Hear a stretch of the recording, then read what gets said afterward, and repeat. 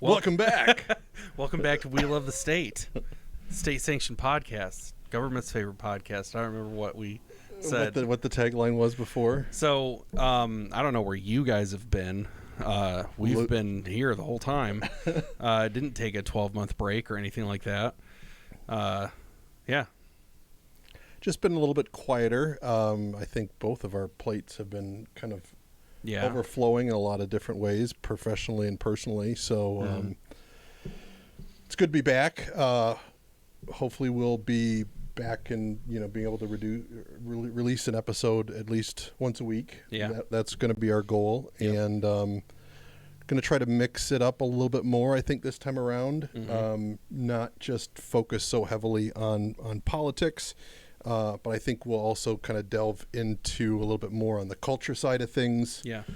And that could play in a lot of different areas, whether that's entertainment, music, movies. I think it'd be cool to branch out, get some guests that are in the music industry and the film industry,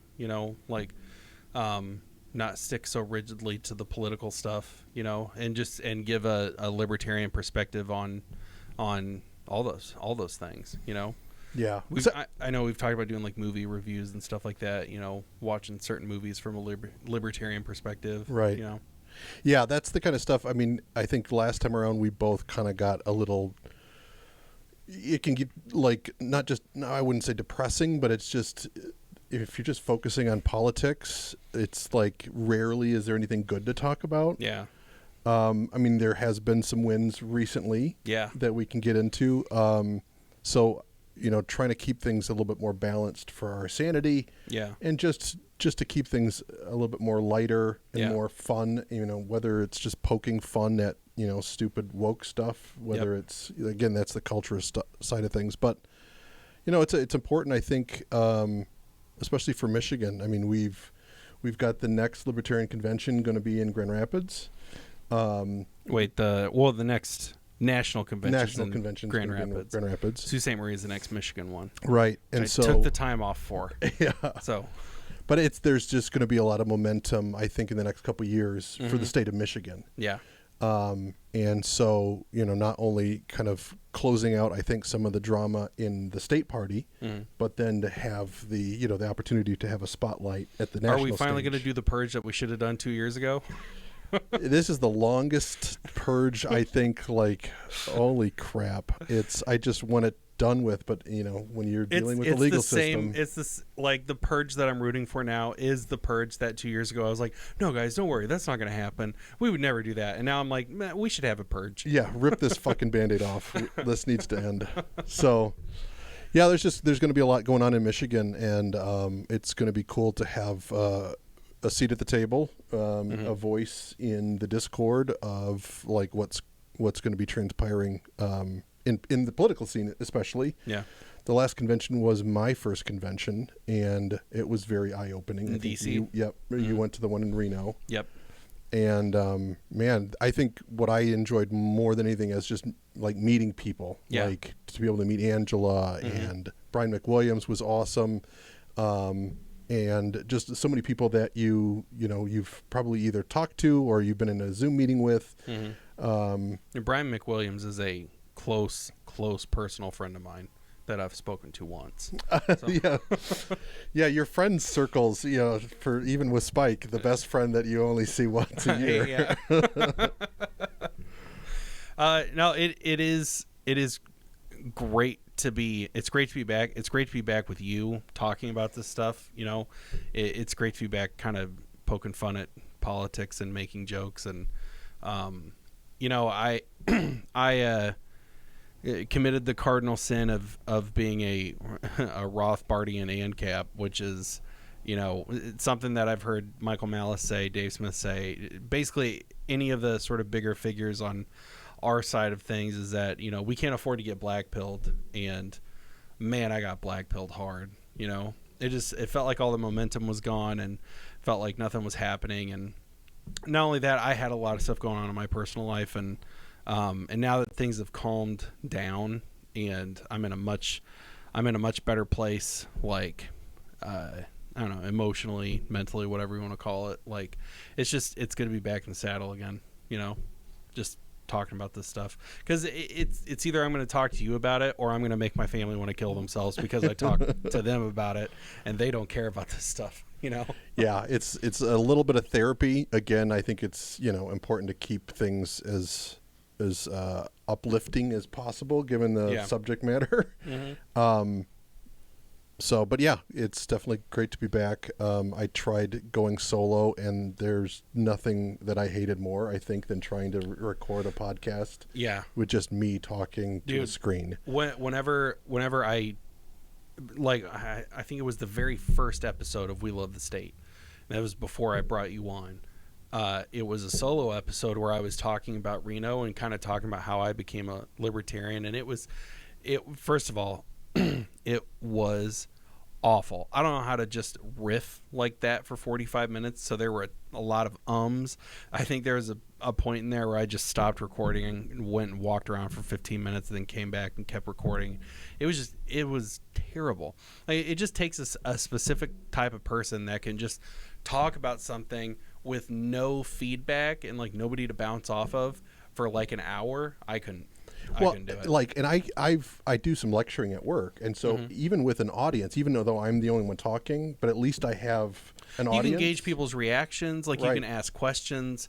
There's some sort of back it's not and a forth. Closed system. There's stimulus that you're getting and that you're giving. Like I could have picked a different word than stimulus. Yeah. Well, I think Jordan Peterson actually talked about that in the fact that he said when he's lecturing, it is a conversation because he is looking for people nodding their heads, people smiling, people laughing. Like they are giving you feedback in the moment, and I started reading 12 Rules for Life recently. That's pretty good. Yeah, I got through the first 67 pages of introduction and forward, and then I think I'm maybe like 5 pages into the first chapter. But dude knows a lot about lobsters. I can tell you that. Yeah, I wonder if he eats lobsters. With as much as he talks about, I wonder if that's the one meat that's off the table. I doubt it. He did mention in that first chapter that they are tasty. So I'm like, that dude, he's got to be eating them. Yeah. I bet you he feels weird a little bit, but I bet you that doesn't stop him from eating it. Oh, you're gonna go down. You're gonna go down real smooth with all this butter. And the steak that I'm eating you with. Sorry. Yeah, people who do really good Jordan Peterson impressions are just... I am not one of them. That's better than I could even, like, he had to pick up on that nasally frog voice. Like, oh, man. Back when I was a lefty, I remember the best insult that I think I came up with for Jordan Peterson, and I thought I was so creative. I was like, he's just Kermit the Frog from Canada who hates trans people. I was so proud of myself. And it's funny because the one guy who commented and was like, actually, he has like a really like well thought out blah, blah, blah, blah, blah, and the one person that came to Jordan Peterson's defense in this ancient Facebook post of mine was somebody who actually turned into a trans person. Don't know how that works out, but little piece of the info for you. Trans, the biggest Jordan Peterson fans. I don't know if that tagline will stick, but if you ask him now, he'll say Jordan Peterson is the devil. But back then, he was the only person who jumped in and was like, actually, he's got like really well thought out, blah blah blah blah blah, and was actually going and being like, he doesn't actually hate trans people. He just thinks blah blah blah. He shouldn't be compelled to say this, or like actually defended him. And then a couple years later, he's like, by the way, I'm trans. And it's funny because he shifted to that sort of side of politics at the same time that I was going the other direction, transitioning out of that. Pun or no pun intended. pun or intended. But as I was sort of getting out of that lefty phase of my life, he went super hardcore woke. And I remember he was like you had this extremely like privileged life, blah blah blah, you have all this white privilege. And I'm like, no, I don't. And it was the one thing that I was like, no, I don't. Like, you don't know anything. Like, you knew me in high school. I went to a private school, yeah, but like my parents scraped by in order to send me there. Plus, my dad's a pastor, so we got like this massive discount. It's the only reason I was able to go there. But then at the same time, it's like, well, after I graduated, like I moved out and I started at zero. I didn't get any hand-me-downs or anything. Like my parents didn't give me a large sum of money to like get my first apartment or anything like that. Like my first vehicle was a hand-me-down, but it only lasted a few years before it died, and I was just kind of shit out of luck and had to figure shit out on my own, you know. But and then he came up to me, or he was talking to me, and he was like, "Yeah, you have all this white privilege," and I was just like, I think that was really the first time that I had heard white privilege directed towards me. And really understanding like, oh, this is all complete bullshit because I don't have this privilege that you're talking about. Like everything that I do have is because I started at net zero and I busted my ass and I earned everything that I have, you know? Right. There's earned privilege and then there's just privilege that's given. Yeah. And so, and I remember him saying that, and I was just like, what happened to the dude that was defending Jordan Peterson? Because Jordan Peterson right now would be like, you're so full of shit, you Yeah, I think, and we talked about a little bit over lunch, is just this, I think, wave of narcissism that's kind of just sweeping the country, and everything is just, look at me, and you need to listen to what I have to say. You need to talk the way that I want you to speak. Like, it's just... I have a theory on this. This is my theory on where that sort of narcissism comes from. You have millennials, all right, in particular. A lot of blame gets thrown at people like Mr. Rogers saying that everybody was special, but like that's sort of like a bastardized version of what he was saying. You know, he was an incredible person, you know. But basically, he was saying, like, when he said that everybody was special and unique, it was like, it's not the same as what you heard, like, on the Disney Channel, which was, if they say that you're special, that means that someday you're going to be famous, you know? And so, I think you have millennials in particular being raised to not think that they are special, but think that they are owed fame. You know, that we're all temporarily embarrassed millionaires, that, you know, we're all going to either join a band or we're going to get a spot in a movie or a TV show, or we're going to write a book, or, you know, we're going to do something that's creative and everyone's going to notice it and love it, and we're going to get famous. You know, I think that's what millennials struggle with. And I think the sort of, depressed millennial meme comes from millennials who are realizing that they're not special in the way that the Disney Channel taught them that they were, you know, and that they are just regular bags of trash like everybody else is.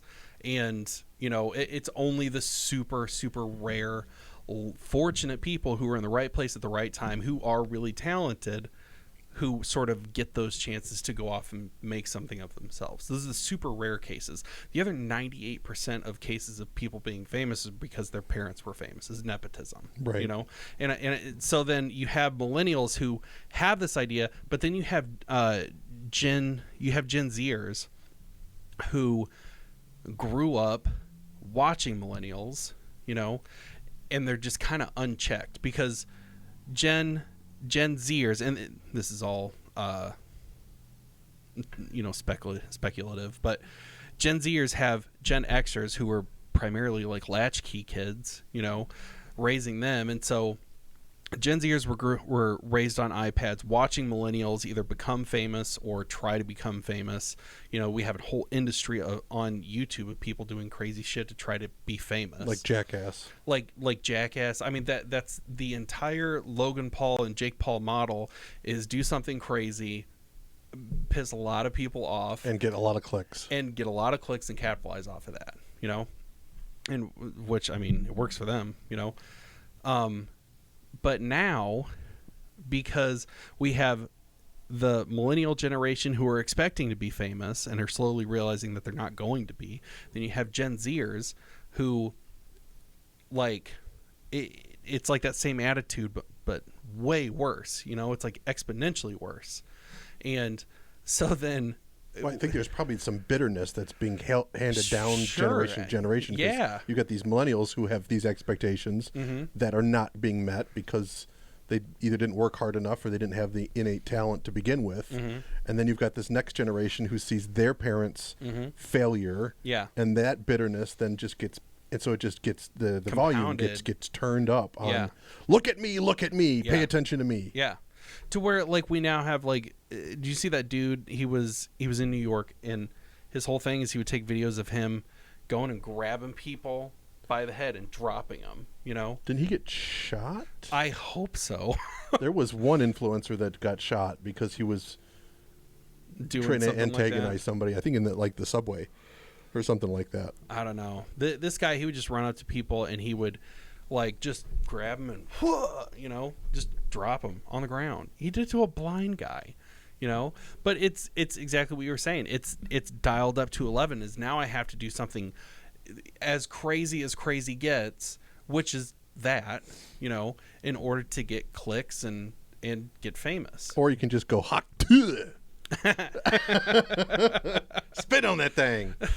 Do you know that she got fired from her job? She was like a teacher or something. Yeah, she's like a preschool teacher. And I remember... I think she's making bank right now because I think she's already jumped on the merchandise. Oh, dude, there's merchandise. She got signed with some talent agency, too. But, like, she's fine. Yeah. But I remember I was at some get-together or whatever, and the Hawk Tuah girl was brought up. Someone was like, did you hear that she got fired? And I was like, well, of course. Yes. Good. I'm glad she got fired. And they're like, what? And I was like, dude, a preschool teacher, I'm sorry. When you're out, like, just out on the town or whatever, and somebody walks up to you. You're drunk in Nashville. And you're you're drunk, like, don't talk about blowing people. When you watch people's kids, you know, like when you're responsible for people's kids. Right. You know. That's going to get back to parents. Yeah. In Tennessee. Come on. Yeah. We have this thing called the internet, and everything you do on it is permanent. Yeah.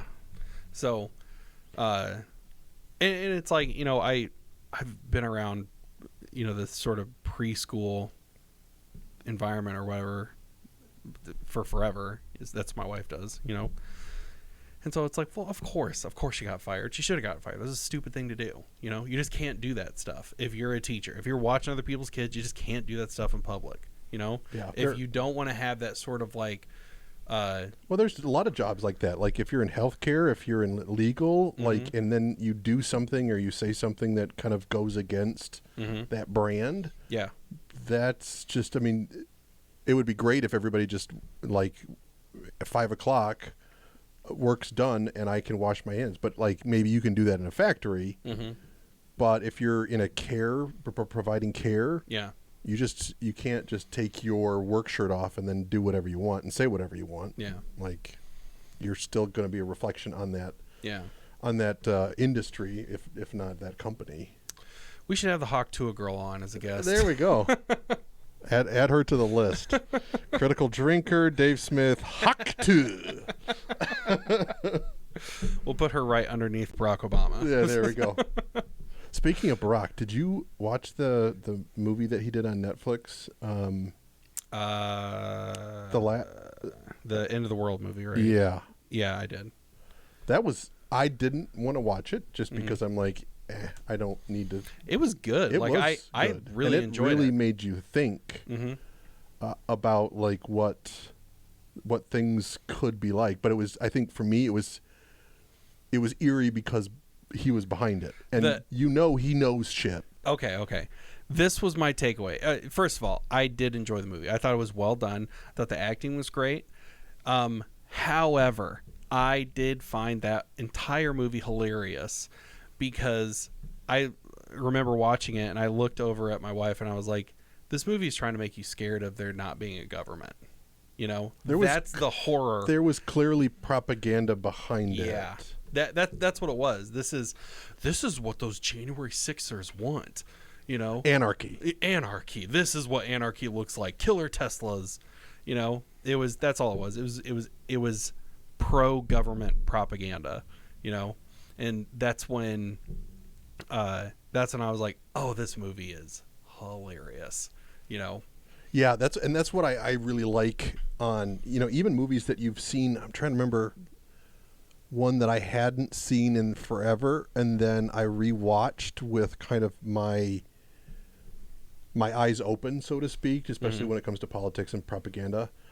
And I remember rewatching it going, this is a completely different movie with my perspective as it is today versus what it was. And I can't remember what that movie was. Saving Private Ryan is one of those for me. Yeah. I watched that movie and I'm just like, I watch it and I'm like, this is kind of disgusting, because I mean, just the brutality of war. The brutality of war, the fact that, I mean, untold hundreds of thousands of young men were just slaughtered, absolutely slaughtered, based on a lie that Germany was going to conquer the entire world, and it's just looking at that and being like, man, like even for this movie that's supposed to be like 100% historically accurate, like they can't even, they I don't know, they just that is definitely a propaganda movie as well. I struggle with that one because it did. I don't think it glorified war to the degree a lot of other movies do. Because I think it definitely showed how horrible. I mean, that the D-Day scene, Well, okay. What I mean is, like, I don't think it glorified war or it glorified the violence of it. I think what it did is, like, remember, this is why we had to do World War II. Justification. Yeah. It was. I mean, on a deeper level, yeah, it kind of is glorifying, like, the war machine. Like, see, we need the war machine because of the Nazis and because of World War II, and But I don't know. I watched that movie now, and it just doesn't hit the same as it used to. Because I would watch the movie back in the day and be like, and get this sort of patriotic swelling, whatever. Makes it sound like I have a boner, but American boner. But like, yeah, I'd feel super patriotic watching it, but the last time that I watched it, I was just like, this is kind of gross, Yeah, that'd be an interesting one to rewatch, kind of from that vantage point. The other one that I wanted to watch again is Schindler's List. Ooh. Because I think I saw that, probably shortly after it was released. But that's another one that I probably would see it as a completely different movie now. Well, now we've learned not to see Jews as people. No comment. See, if I make jokes like that at home, my family looks at me like, what in the actual hell is wrong with you? Like, you should be talking at a podcast, not at the dinner table. Sir, this is a Wendy's. Yeah. And you're on the drive-through mic. Sorry, I just really needed a podcast right now. Oh my God. But I like, that's where I'm excited about, kind of looking at different things from this show perspective, is to be able to watch a movie like that, and that we maybe neither of us had seen in a long time. And whether it's one we watch and then we comment on, or we do a watch along, that would be fun, where we get to just riff on the movie as it's going. And like, I'm sure I'm not the only single lonely libertarian out there. But it was kind of cool to be able to, like, you are at this table. Like the Critical Drinker does that with Mahler, another movie reviewer. And they did the whole original series Star Trek movies. And so to be able to have that kind of playing next to me and watching the movie with them, it was almost like having people just dialoguing about the movie as the movie's going. So it was almost like the director's commentary, but it's like podcaster's commentary. Yeah, we need to do like watch parties. That'd be fun. That'd be really fun. Yeah, because I mean, you could even bring in other people too, as long as it doesn't get, I think the downside is you can get too many voices, and if I'm still trying to watch a movie, and then I'm trying to listen to 6 people talk at the same time. Yeah. So we need to do like a monthly series, and we'll like put it on Locals or something, where we take the most government propagandist films and we watch them, and we do a watch party of those. That would be fun. And there's a lot out there, especially anything military. Yeah, that was one thing. So I've heard a lot of rave reviews on the last Top Gun movie, and I just refuse to watch it. I haven't seen it either because I know it's pure propaganda. Yep. Because I think the U.S. the Air Force was like heavily involved in the production of that movie. Right. Yeah. Like, can't do it. I'm like, it could be a great movie, but like, I know what this is doing. Yeah. What the intent of it is, and like, no thanks. You want to know a fantastic war film that, in my opinion, really sends the right message about war? Is All Quiet on the Western Front.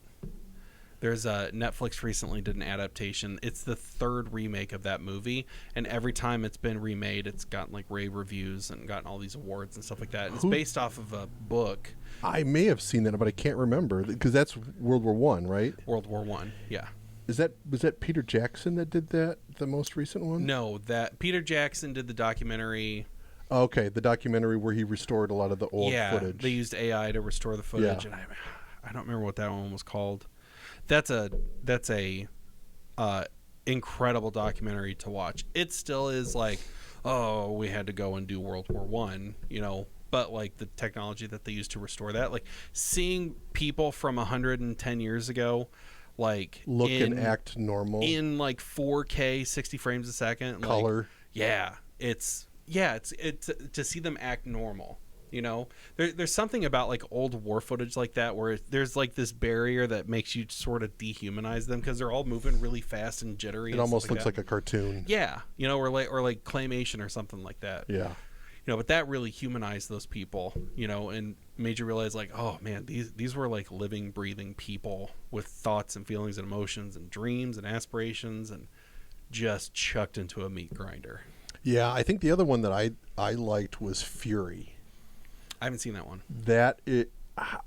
It's kind of it's definitely not outright propaganda as far as the war goes. Mm-hmm.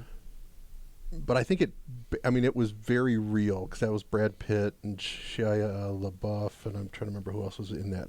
But it was just really well done because it's all about it. Like Bernthal's in that too, isn't he? It's all about a tank crew, and I think shortly after D-Day, so they're driving through France. All get furious, and they're very furious. Hell yeah! I'm sold. I hate kraut. But I hate sauerkraut though. Oh, I love me some sauerkraut. Yeah. I'm German and I hate sauerkraut. I feel like there's some sort of cardinal sin there. We'll talk later because you can make sauerkraut. Even if you don't like sauerkraut, you can make sauerkraut good. Really? Yeah. Oh man, you're gonna have to eat sauerkraut. Yep, we're having bratwurst next week.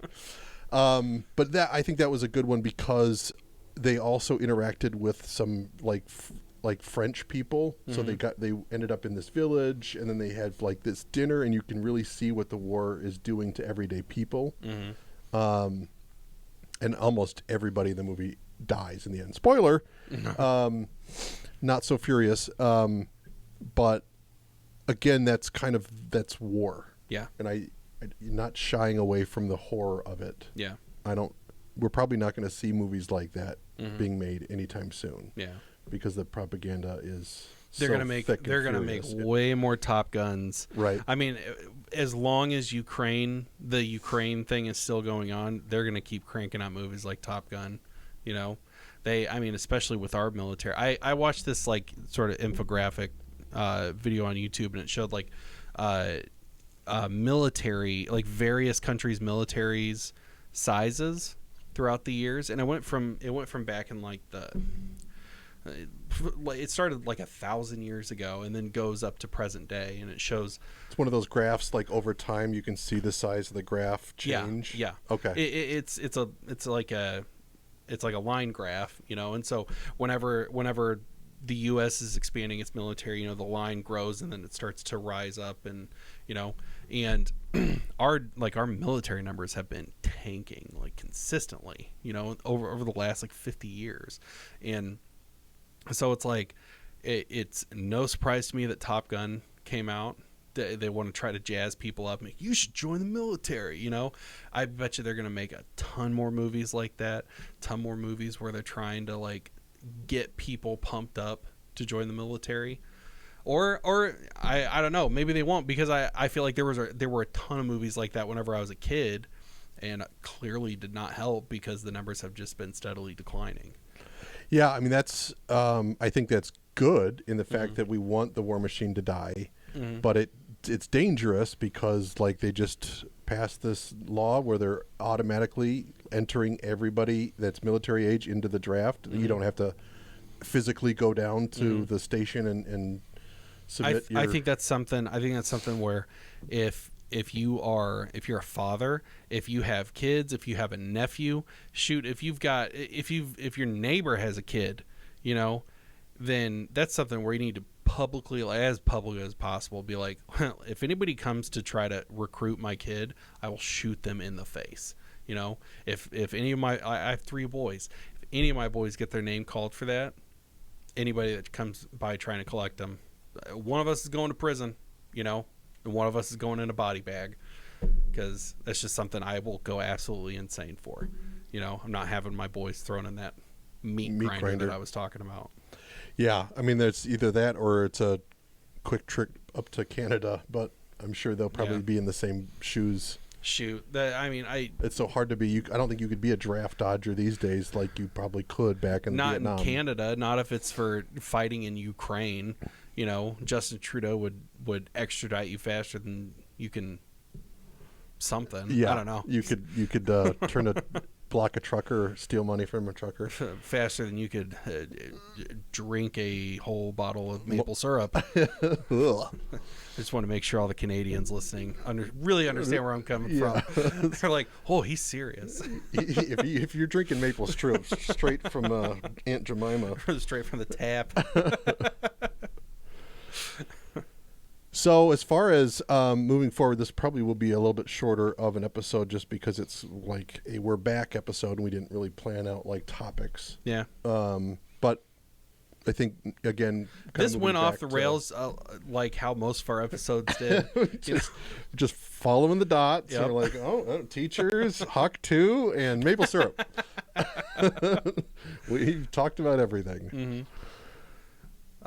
Yeah, I mean, like I said, it's great to be back. It's great to be talking about this stuff again. You know, I think this time around we've got a good idea of sort of where we want it to go.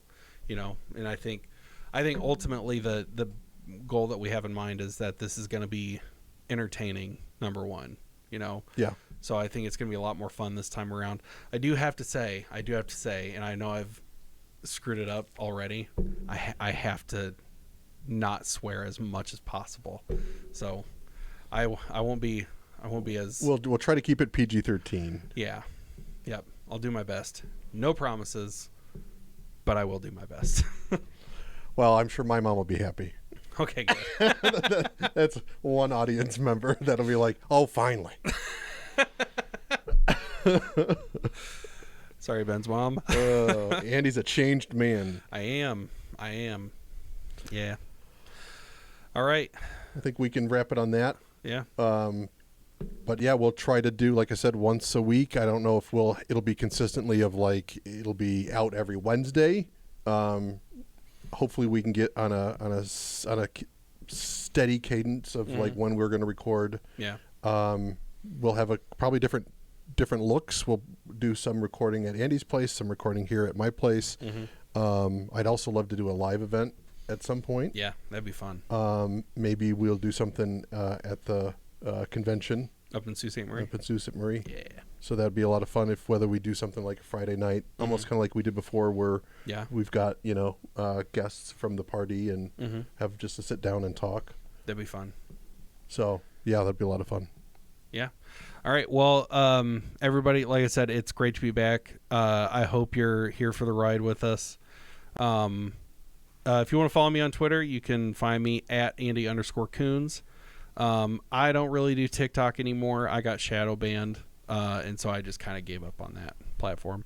But yeah, I'm on Twitter talking all kinds of shit now. So yeah, and thanks to Andy, I'm on Twitter as well. I tried to stay off as long as I could, and now I'm an addict like everybody else. So you can find me at Picture This 1979 is on Twitter. I'm also the director of communications for the Michigan Libertarian Party, so feel free to follow the Libertarian Party Michigan on X as well. I'd probably spend more time on that channel than my personal channel. But yeah, glad to be back, and I think this is good for now. We'll probably have this posted by the end of the week. Yeah. And like I said, we'll try to get on a regular cadence for recording moving forward. Mm-hmm. Oh, I do have another plug. So my album God Emperor, under the band name Monopoly on Violence, is everywhere that you stream music. However, I kind of killed that project, and I have another project, and it's got a super, super creative, not at all tangentially related to the original name, called Animal Violence. And we don't have anything released yet, but I am working with like a legit producer who knows their way around recording, and we've already recorded a couple of songs, and it sounds amazing. So stay tuned. We've got some awesome music coming out. It's going to be great. That's awesome. Yeah. All right. Thanks everybody for tuning in, and we'll catch you next time. Peace.